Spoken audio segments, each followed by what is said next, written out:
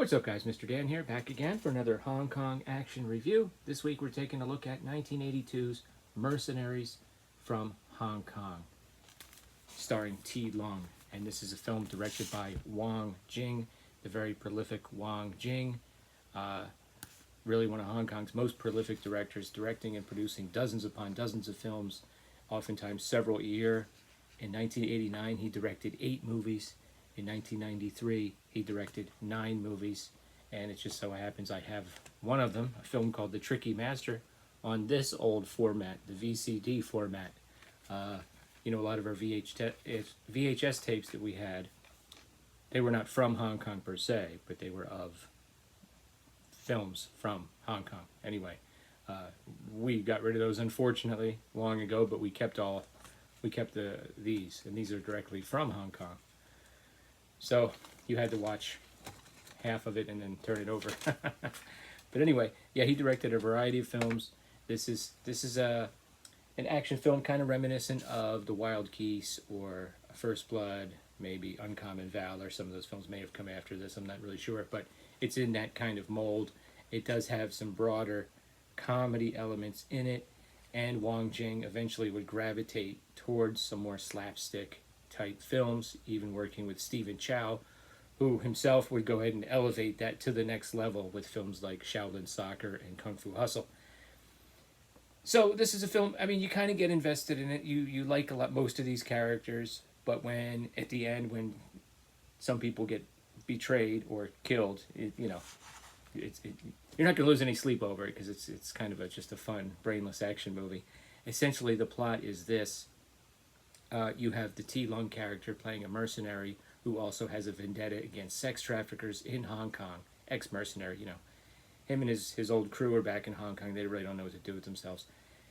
So he gets revenge on some sex traffickers, and there's a backstory about something that happened to his niece.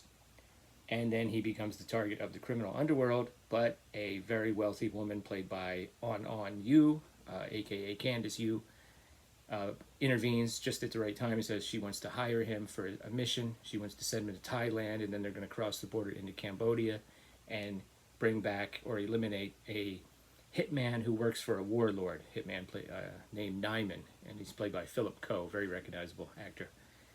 He has some kind of a tape that could compromise her business. She's inherited this big business from her father. And she's also said, well, the triads are no longer going to be after you because I say so, because that's how powerful she is. But one of the henchmen has such a grudge against the T. Lung character, Lieh, that he doesn't listen. He comes after him anyway. But in the meantime, the Lieh character agrees to get the old gang back together again. So we're talking about Lieh, the famous Lieh, taking more of a supporting role in this film with a pair of thick glasses and kind of a frizzy hairstyle, almost looking kind of nerdy, to be honest with you. It's kind of funny. His character has a sick daughter who has cancer, and they're trying to save money to send her to America for an operation. It's that kind of movie. A lot of the standard plot devices are at play here. So he agrees, and then there's another guy played by Michael Chan Wei Man, a very intense kind of guy.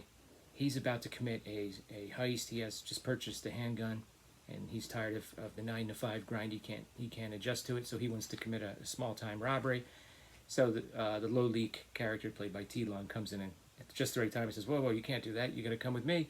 And then there's a couple other members of the gang. There's one guy that's always chomping on a cigar. He's kind of like the comic relief guy. And then they go after a guy that was not a part of their mercenary crew back in the day. He's a magician, and they need him for his special skills, which doesn't really come into play. He does something for them later in the film, but it doesn't have much to do with magic. I don't know why he had to be a magician, but anyway, they bring him along. And by the way, he's familiar with the Thailand and Cambodia and going across the border because he used to be a medicine smuggler.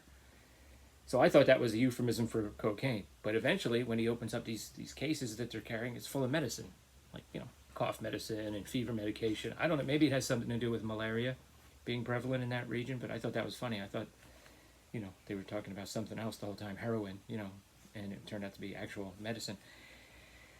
So they have several confrontations with this gang, the henchman and his gang, who, you know, he's ignoring orders about hands off this guy, and they're pretty entertaining. It's a fun film. All of a sudden, the whole crew, they've got the same color jumpsuits on in a few different scenes, and they have some pretty good fight scenes with these gangsters. They've all got aluminum baseball bats, and the gangsters have machetes. And there's one scene where you sort of start to realize this is going to be kind of at times a very goofy tone to it, and one of the bad guys gets outnumbered, and he basically takes a bat and beats himself into unconsciousness, like in a cartoon or something, rather than face our heroes. So eventually they get away. Now, at one point, they've injured somebody. A bad guy's running away, and out of the blue comes this bald-headed dude, played by Hoi Song Lieh from the 36th Chamber of Shaolin. And by the way, that also starred Lieh and Wong Jing, who all three of these guys are in this film. Check out my review of the 36th Chamber of Shaolin. He comes out of the blue, and 86 is the guy, and then he disappears. And they're like, what the heck? So then they go to Thailand, they get set up, they have a couple days to get accustomed to their weapons and so forth. And this guy, mysterious guy, comes out of the blue again with a knife and threatens their employer, played by Candice Yu. And the Lo Lieh character, played by T. Long, comes and rescues her, and then they start a romance. Okay, so then they go into Cambodia, and they have some misadventures. You know, one of their guys walks into a booby trap and can't move, and they have to rescue him from it. They get into a dust-up with some of the rebel groups, because there's different factions fighting each other. Finally, they arrive at the one camp of the guy who's working with Nyman, this assassin that they want, and they kind of gain entry, and they open up their medicine case, and we're like, we're just medicine smugglers. Maybe we can, you know, go into business. So they wait till nightfall, and then that's when they make their move on getting Nyman out. And it's just a crazy scene. We're talking explosions, massive amounts of bullets flying every which way, people getting run down and smushed up against walls by trucks. So they're able to grab Nyman. You know, people are jumping off at the top of second-story huts. You know, I always love these the huts they have in these movies. You know, multiple stories and walkways, and they really explode well. So anyway, they get the bad guy, but not before one of their guys gets killed. Okay, so it's that kind of movie. The bullets fly everywhere, and they almost seem invincible until it's a dramatic time for them for one of them to get killed. So they go back, they smuggle him across the border to Thailand, and the mysterious guy comes out of the woodwork again, and they have a confrontation with him. They also learn that their employer has sort of lied to them. Things are not what they seem, and then some members of the gang have to decide, the mercenary gang have to decide what's going on here. Eventually they get back to Hong Kong, and there's some sort of betrayals, and everything is not what they thought it was going to be like. As far as the deal sort of goes sour, and you know, there are some twists and turns, and like I said, some people get betrayed, and in a more serious movie you would be like, oh, that hurts, you know, his old best friend or something like that. But not in this film. You're just like, you know, you think it's over, and it's not quite over. This is all in about 95 minutes. By the way, the movie flies by. It's almost like you can't believe they squeezed that much action into it. A pretty good, entertaining film. Once again, the type of film where when you see a guy write a letter home to his wife and he talks to his friend about it, you're thinking, I don't know if that guy's going to make it. It's that type of film. So, just a lot of fun. A lot of crazy bullets flying. Let's see, crazy action. You know, grenades, explosions, bingo. Do you get a inappropriate AIDS joke? No, not this time. But you do have a transphobic joke, as one of the guys is hit on by what he thinks is a woman at the bar.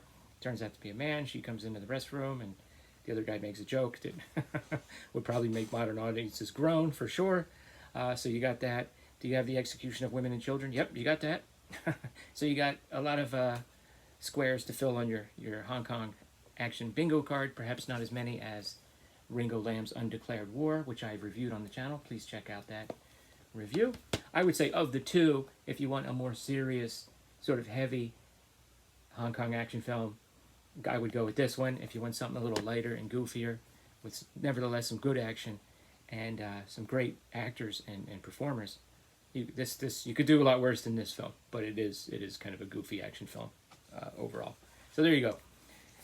That's my review. Have you ever heard of this, Mercenaries of Hong Kong? What are your thoughts about any of the actors that I've mentioned? And come back again next time for another Hong Kong action review.